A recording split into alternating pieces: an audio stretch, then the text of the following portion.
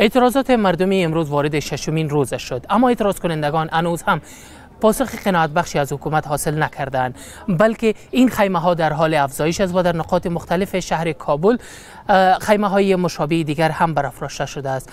ولی برخی از باشندگان دیگر شهر کابل هنوز هم از افزایش ترافیک به دلیل موجودیت این خیمه ها شکایت دارند.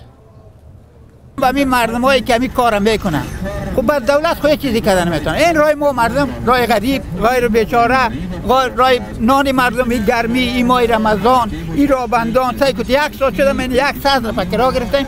این چهارایی را 1 ساعت از ما دوره میدم. خلک چې د مظاهره کوي دا باید داسې وخت کې وشي چې نور عوامو ته تکلیف ونه رسیږي، ضرر ونه رسیږي. اوس د خپل عین دا هغه میدان چارای نه روانیم دیجه پر پیاده عالمانو دا ټول خلک د څوک ماشومان دي، زنانه دي، مریضان دي، تکلیف دی خلکو ته. اینجا چهارراهی کارته پروان است. در اینجا هم شمار زیادی از اعتراض کننده ها خیمه ای را برافراشتند و خواستشان مانند دیگر خیمه های اعتراضی یکسان است. آن گونه که انتظار میرفت را به دست نیاوردیم و ما تصمیم داریم که اگر حکومت به خواسته های منطقی ما تمکین نکند و پاسخ ندهد، ما به عملکردهای خود ادامه میدیم و وسط و دامنه این خیمه ها گسترده میشه. باید وضعیت تغییر کنه.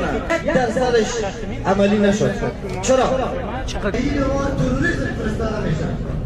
در جنازه شهید ما چهارراهی شیرپور، چهارراهی کارته پروان، قوای مرکز، چهارراهی لبجر و بالاخره اینجا چهارراهی شهید جاهایی هستند که خیمه های تحصن برپا شده‌اند.